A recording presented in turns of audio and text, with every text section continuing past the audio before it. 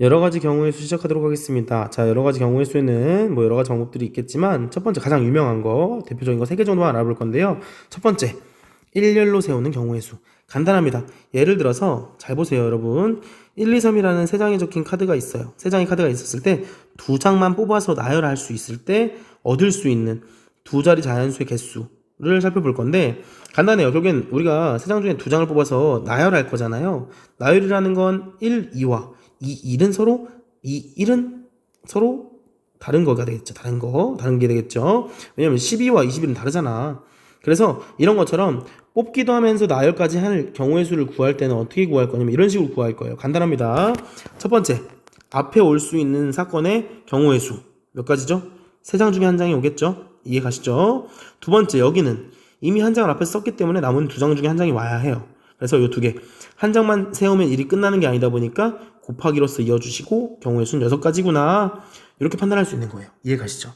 어렵지 않습니다. 그래서 일렬로 세울 때는 보통 어떻게 하냐면 n개 중에 2개를 택할 거면 n 곱하기 n-1. 왜? 위치가 2개고 내가 첫 번째 n개 중에 하나 뽑고 n-1개 중에 하나 뽑을 거 아니야? 이런 식으로 때문에 오는 거고요. 마찬가지 3개 택할 때는 n, n-1, n-2 곱해주시면 됩니다. 이해 가시죠? 다음 가겠습니다. 다음은 이웃하여 어떤 뭐 4명, 5명 정도 있었을 때 여기 뭐 4명 나왔으니까 4명으로 할게요. A, B, C, D 4명이 있을 때 A, B를 이웃하게 하고 싶어. 그럼 어떻게 하는 거냐면 이렇게 하는 거예요. 봐보세요. 일단 이웃해야 되니까 A, B를 한 명으로 볼 거야. 아, 너는 이제 앞으로 한 명이야. 뭉쳐놓겠다는 소리야. 그러면 A, B라는 한 명과 C, D 3명을 줄 세울 거야. 그러면 자, 3자리가 있겠죠? 3자리 중에 한 자리, 첫 번째 3팀 중에 한 팀이 오겠고 2팀 중에 한 팀이 오겠고 나머지 한 팀이 여기 와야 되니까 이렇게 경우의 수를 3팀을 세울 건데 자, 아직 끝난 게 아니에요. 어떤 걸 해야 되냐면 나 마지막 어떤 걸 해야 됩니까? A, B를 내가 한 명으로 보긴 했지만 봐봐, 이런 느낌이야. 잘 봐. A, B 한 팀에 C, D 줄 세웠어. 이렇게 세울 수 있겠죠? 또는 이렇게 세울 수도 있지 않아요? B, A 한 팀에 C, D. 근데 내가 지금 이렇게 세 뭉텅이에 대한 줄 세우는 건 이미 세우긴 했지만 A, B가 B, A 자리 바꾸는 형태는 아직 세지 않았어. 그래서 요거까지 곱해주셔야 되기 때문에 마지막에 A, B 자리 바꾸는 것까지 2가지다 라고까지 곱해주셔야 되거든요. 그래서 먼저 이렇게 세우면 돼요. 일단 이웃해야 되는 친구들은 한 팀으로 보는 거야. 한 팀. 한 팀으로 보셔서 걔네 한 팀 가지고 나머지 팀 가지고 줄을 먼저 세우신 다음에 그 안에서 일어나는 팀 변환, 팀 안에서 일어나는 자리 바꿈까지도 마지막에 곱해주셔야 정확하게 경우의 수를 셀 수 있어요. 그래서 밑에 문제 좀 풀어보시면 자 보세요. 남자 셋, 여자 둘이 있습니다. 여자 2명 묶으래요. 자 그럼 어떻게 합니까? 여자 둘을 한 팀으로 보는 거야. 너 이제 한 팀이야. 그럼 결국엔 몇 팀을 나열하는 거랑 같아요?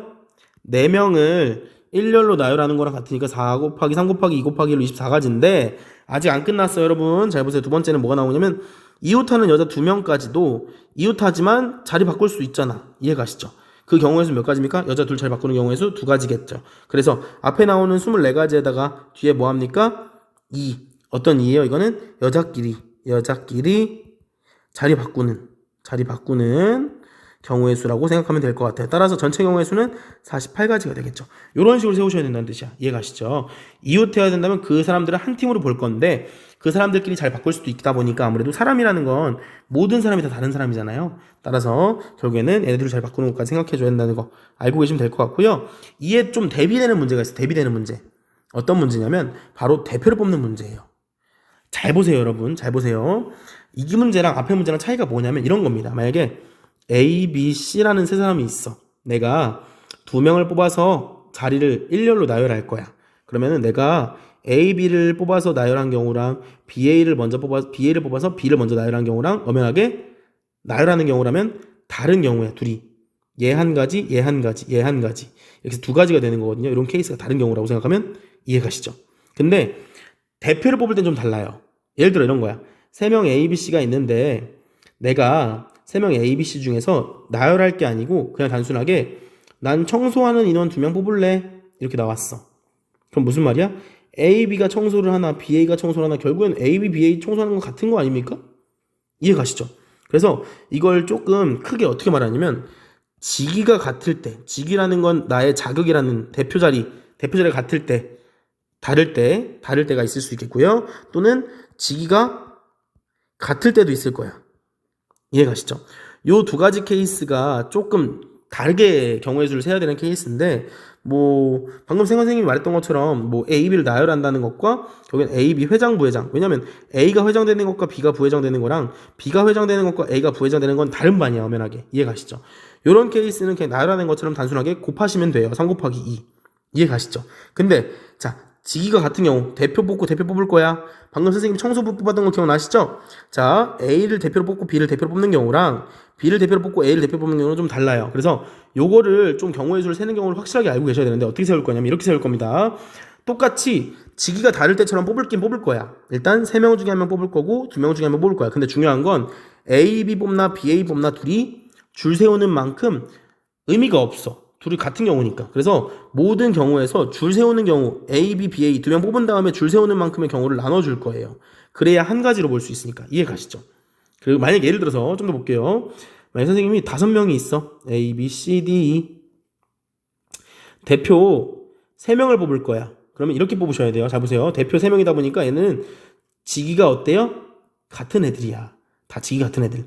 이런 애들은 일단 똑같이 나열하는 것처럼 뽑고 5, 4, 3 뽑은 다음에 3명 대표 같은 거니까 A, B, C 뽑나 A, C, B 뽑나 B, A, C 뽑나 B, C, A 뽑나 C, A, B, C, B, A 다 같은 경우다 보니까 이 3명을 줄 세우는 만큼 나눠주셔야 해요.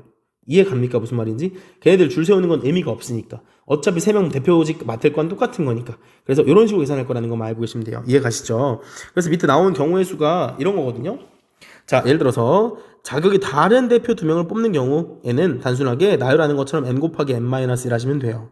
근데 자격이 같은 대표는 사실 A, B를 뽑나 B, A를 뽑나 같은 거다 보니까 일단 나열하는 것처럼 뽑은 다음에 이 둘 줄 세우는 만큼 나눠주시면 한 가지로 볼 수 있겠죠. 그래서 이런 식으로 계산할 거다라는 거 정도만 알고 계시면 될 것 같습니다. 이해 가시죠?